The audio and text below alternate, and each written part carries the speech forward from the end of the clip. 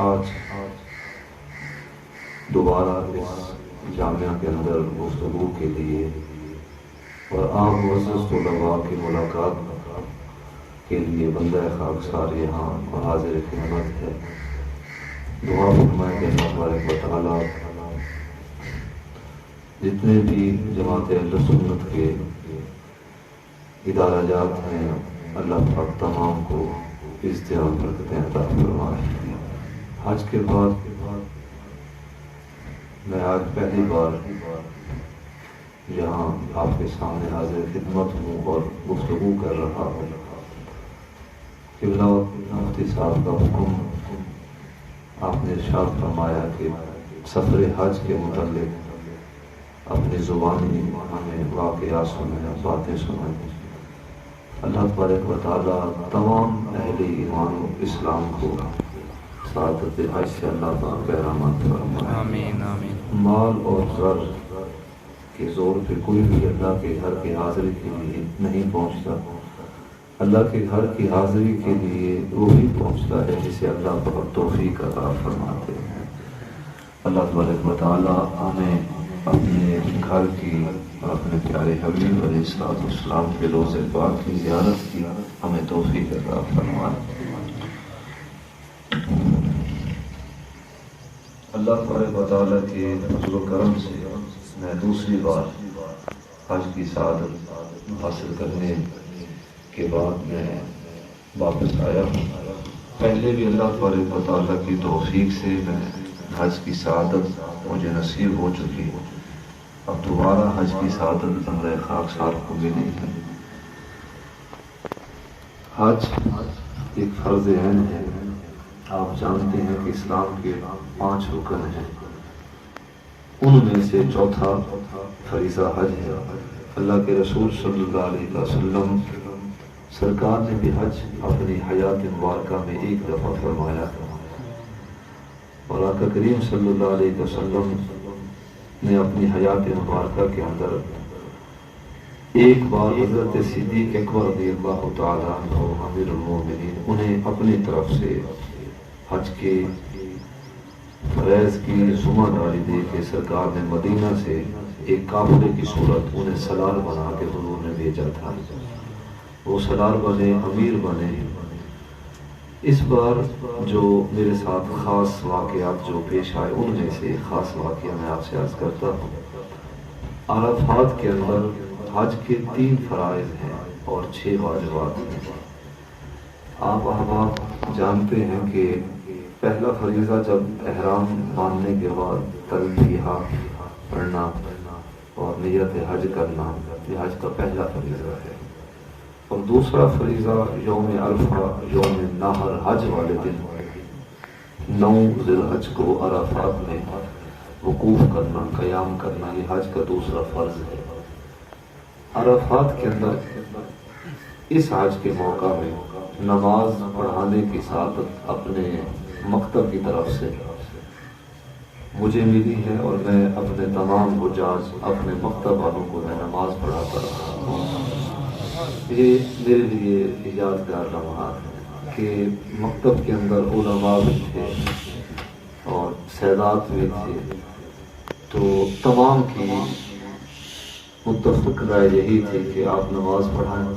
جب میں نماز پڑھانے کے لیے آگے بڑھا ہوں تو میں سوچ رہا تھا کہ مالک تیری بھری کائنات میں مجھ سے بدتر گنہگار اور برا شخص کوئی نہیں، لیکن تو نے پردہ پوشی فرمائی ہے کہ نیک لوگوں کی امامت کا شرف موقع اللہ نے مجھے عطا فرمایا ہے۔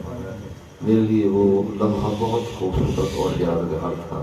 مینا کے اندر جتنے بھی دن ہم رہے وہاں کی نمازیں میں پڑھاتا رہا ہوں، درس قرآن، درس حدیث، جتنا بھی وقت میسر ہوتا تو میں کوشش کرتا کہ باقی گفتگو کے بجائے درس قرآن اور درس حدیث میں اپنے حجاج کو عرض کر سکوں۔ اللہ تبارک و تعالیٰ نے اس دفعہ یہ بھی سعادت اور یہ بھی موقع بندہ خاکسار کو عطا فرمایا۔ میں حج کے متعلق ایک اور بات عرض کرنا چاہوں گا یہ حج حضور کی اتباع کا نام ہے۔ اللہ کے رسول صلی اللہ علیہ وسلم نے جس طرح عبادت کی اس طرح عبادت کرنا یہ حضور کی اتباع ہے۔ سرکار نے جس طرح نماز پڑھی، آپ جس طرح اٹھے، جس طرح بیٹھے، تو ویسے اٹھنا بیٹھنا چلنا پھرنا یہ عبادت ہے۔ حضرت عبداللہ ابن عمر رضی اللہ تعالیٰ عنہ فرماتے ہیں کہ فتح مکہ کے موقع ہم جب حضور کے ساتھ شہر مکہ داخل ہوئے، اس شہر میں داخل ہوئے جس شہر سے حضور ہجرت کر کے گئے تھے۔ آپ سوچیں نا کہ 10 سال کم و بیش قلیل عرصہ تھا، مشرکین مکہ نے منادیاں کی کہ ہم اپنے مقصد میں کامیاب ہو گئے، سرکار تو چلے گئے مدینہ، اب یہاں کون ہوگا جو اللہ کی توحید اور دین کی اشاعت کا بلاغ لوگوں تک جو ہے وہ پہنچائے گا، پیش کرے گا۔ اب تو کوئی بھی نہیں، ذہنی طور پہ اللہ کے رسول صلی اللہ علیہ وسلم چلے گئے ہجرت کر کے مدینہ، تو 10 سال یا کم و بیش کچھ عرصہ حضور لگا کہ جب واپس آئے تو فتح مکہ کا دن تھا۔ حضرت عبداللہ ابن عمر رضی اللہ تعالیٰ عنہ فرماتے ہیں کہ حضور اللہ کے گھر تشریف لائے، بیت اللہ شریف کے اندر تشریف لائے۔ عثمان بن طلحہ کے پاس چابی تھی، ان سے منگوائی، اللہ کے گھر بیت اللہ شریف کا دروازہ کھولا گیا، سرکار اندر تشریف لے گئے، نوافل پڑھے۔ حضرت اسامہ بن زید و حضرت بلال حبشی رضی اللہ تعالیٰ عنہما یہ حضور کے ساتھ تھے۔ آپ جانتے ہیں حضرت اسامہ بن زید حضور کے منہ بولے بیٹے حضرت زید بن حارثہ کے بیٹے تھے، اور حضرت زید بن حارثہ رضی اللہ تعالیٰ عنہ ایسے باکمال صحابی رسول تھے کہ حضرت سیدنا عمر رضی اللہ تعالیٰ عنہ فرماتے ہیں کہ ہمیں کوئی حاجت ہوتی، سرکار سے سوال عرض کرنا ہوتا تو ہم براہ راست نہ عرض کرتے، ہماری اتنی کیا مجال کہ حضور سے جا کے براہ راست عرض کرے۔ زید بن حارثہ کو سفارشی بناتے، وہ حضور سے ہماری سفارش عرض کرتے، اور پھر اس طرح ان کے ذریعے سے اللہ کے رسول صلی اللہ علیہ وسلم کی خدمت میں ہم حاضر ہوا کرتے۔ حضرت زید بن حارثہ حضور کے منہ بولے بیٹے تھے، نسبی بیٹے نہیں ہیں، منہ بولے بیٹے تھے۔ لیکن آپ سوچیں کہ ایک غلام آزاد کردہ حضور اتنی محبت اور شفقت دیتے ہیں کہ زمانے کو اتنا محسوس نہیں ہوتا یہ سرکار کے نسبی بیٹے ہیں یا سرکار کے کسبی بیٹے ہیں۔ اہل یہود مدنی دور کے اندر، یہ بھی حدیث پاک ہے، اہل یہود نے باقاعدہ طور پہ اس تحریک کو پروان چڑھایا کہ زید بن حارثہ زید بن محمد ہیں۔ جب انہوں نے یہ کہا تو اللہ کریم نے قرآن پاک کے اندر اس آیت مبارکہ کو نازل فرمایا کہ ما کان محمد ابا احد من رجالکم، فرمایا کہ محمد صلی اللہ علیہ وسلم تم مردوں میں سے کسی کے باپ نہیں ہے۔ ان کا تعارف یہ ہے کہ اللہ تبارک و تعالیٰ نے رسالت بھی انہیں پہ ختم فرما دی ہے، اللہ نے نبوت بھی انہیں پہ ختم فرما دی ہے۔ اب ان کے بعد رسول بھی کوئی نہیں، اب ان کے بعد نبی بھی کوئی نہیں، یہ حضور کا تعارف ہے۔ اب حضرت زید بن حارثہ کے بیٹے اسامہ بن زید حضور کے ساتھ، منہ بولے بیٹے حضرت زید بن حارثہ، ان کے بیٹے حضرت اسامہ بن زید، سرکار گئے اللہ کے گھر بیت اللہ شریف کے اندر، نوافل پڑھی، شکرانے کی، تحیت المسجد کی، پڑھنے کے بعد سرکار باہر تشریف فرما ہوئے۔ اب جو انتظار میں کھڑے تھے اصحاب علیہ الرضوان، انہوں نے کہا، پوچھا کہ سرکار نے کتنی رکعتیں پڑھی ہیں نوافل کی؟ پھر انہوں نے جواب دیا کہ سرکار نے 6 رکعتیں پڑھی ہیں۔ انہوں نے پھر سوال کیا کہ سرکار نے کس مقام پہ کھڑے ہو کے نماز پڑھی ہے؟ انہوں نے جواب دیا کہ 4 ستون چھوڑ کے 5-6 ستون کے درمیانی جگہ سرکار کھڑے ہو کے نماز ادا فرمائے۔ جتنے بھی اصحاب اندر داخل ہوئے اللہ کے گھر میں، انہوں نے اس مقام پہ کھڑے ہو کے نماز پڑھی جہاں سرکار نے نماز پڑھی تھی۔ انہوں نے اتنی رکعتیں پڑھی جتنی رکعتیں سرکار نے پڑھی۔ یہ ہے دین، جیسے سرکار نے عبادت کی ہے، جیسے سرکار کا طرز زندگی ہے، عمل ہے، قول و فعل، ویسے عمل کرنا، لفظ بلفظ، حرف بحرف، تو یہ عبادت بھی ہے، یہ اتباع بھی ہے، یہ اللہ کی رضا بھی ہے۔ اسی طرح حج ہے، اسی طرح روزے ہیں، اسی طرح باقی معاملات ہیں۔ تو حج کے متعلقہ ایک پہلو یاد آ گیا۔ جب طواف کرتے ہیں تو یہ دایاں جو شانہ ہے، کندھا ہے، اسے جو ہے وہ خالی رکھتے ہیں، یعنی کہ زہر رکھتے ہیں، ننگا رکھتے ہیں۔ حکم ہے کہ طواف کریں تو یہ کندھا زہر ہو، نکلا ہوا ہو۔ ایک حاجی نے سوال کیا کہ یہ ہم کیوں کرتے ہیں؟ صفا مروا جب کرتے ہیں تو یہ پھر ڈھانپ لیتے ہیں، یعنی کہ پردہ کر دیتے ہیں چادر کے ذریعے سے۔ تو پھر ایک اللہ کے نیک بندے بیٹھے تھے، بزرگ تھے، انہوں نے جواب دیا کہ بندہ اگر یہ کندھا جو ہے وہ زہر نہ کرے، ہے یہ واجب یا سنت، فرض نہیں ہے طواف کا، لیکن اللہ کی بارگاہ میں طواف مکمل ہو کے نہیں پیش کیا جاتا جب تک حضور کی سنت سرکار کے طریقے کو لے کے بندہ عمل نہ کرے۔ سرکار کا طریقہ ہی دین کی یاد ہے۔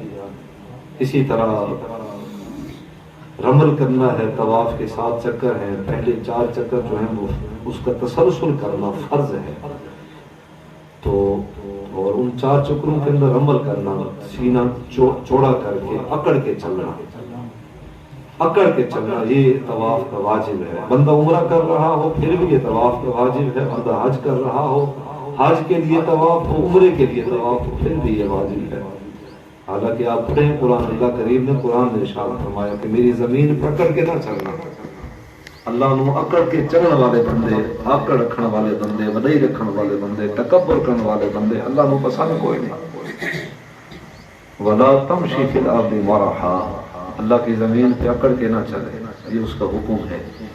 اب اللہ کا گھر ہے، بیت اللہ شریف سامنے ہے، بندہ سوچے یہاں پہ اکڑ کے چلنا عبادت ہے کہ بلا آپ ماشاءاللہ دین کے حصول کے لیے آپ جدوجہد کر رہے ہیں، اپنا جو ہے وہ قیمتی وقت آپ دین کو دے رہے ہیں، تو یہ بہار ہے، یہ بہار بڑے یادگار ہونے والے ہیں۔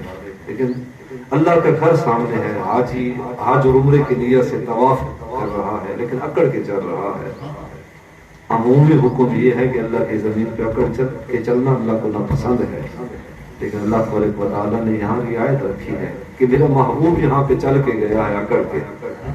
جو وجہ تھی وہ تو پھر حدیث رسول صلی اللہ علیہ وسلم کا پہلو ہے کہ دکھاوے کے لیے اکڑ کے چلا جا رہا ہے، حالانکہ عبادت دکھاوے والی ریا ہے، لیکن سرکار دکھاوے کے لیے چل رہے تاکہ پتہ چلے کفار کو کہ مسلمانوں کے جذبے ابھی بھی جوان ہیں، ہجرت ہو